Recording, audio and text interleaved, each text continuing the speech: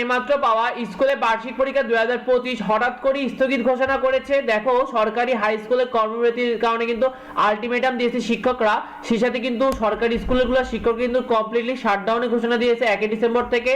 তারা পদোন্নতির দাবিতে কিন্তু 4 দফা দাবি তাদের আন্দোলন করছে। দাবি না মানলে তারা জানিয়েছে সোমবার থেকে কিন্তু তারা কর্মবিরতিতে যাচ্ছে, এবং সেই সাথে কিন্তু প্রাথমিক অর্থাৎ প্রাইমারি স্কুলের শিক্ষকরাও কিন্তু কর্মবিরতিতে শুরু করছে। অর্থাৎ সোমবার থেকে কিন্তু কমপ্লিটলি শোডাউনের ঘোষণা দিয়েছে, অর্থাৎ কমপ্লিটলি শাটডাউনের ঘোষণা করেছে মাধ্যমিক স্কুলের শিক্ষকরা।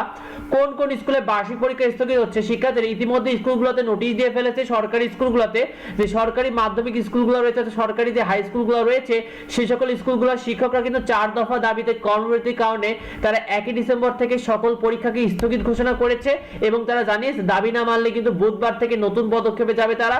সেই সাথে সরকারি যে মাধ্যমিক স্কুলগুলোর শিক্ষকরা কিন্তু মূলত 4 দফা দাবি নিয়ে কর্মবিরতি পালন করছে, এবং সেই সাথে কিন্তু সরকারি যে প্রাথমিক বিদ্যালয় অর্থাৎ প্রাইমারি যে স্কুলগুলো রয়েছে সরকারি, সেই সকল স্কুলের শিক্ষকরা কিন্তু কর্মবিরতি পালন করছে। যার কারণে 1 ডিসেম্বর থেকে কিন্তু অধিকাংশ প্রাথমিক বিদ্যালয় ও সরকারি যে মাধ্যমিক স্কুলগুলো রয়েছে সেখানে বার্ষিক পরীক্ষা স্থগিত ঘোষণা হচ্ছে।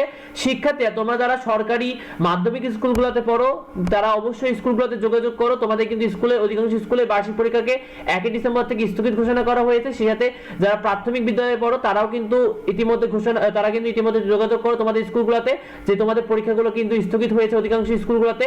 আর সেই সাথে কিন্তু যে বেসরকারি বা আধা সরকারি স্কুলগুলোতে কিন্তু যথারীতি পরীক্ষা হবে। তো এই বিষয়টি অনেকেই জানে না, তাই বেশি বেশি করে ভিডিওটি বন্ধুদেরকে শেয়ার করে দাও যাতে অন্যরা জানতে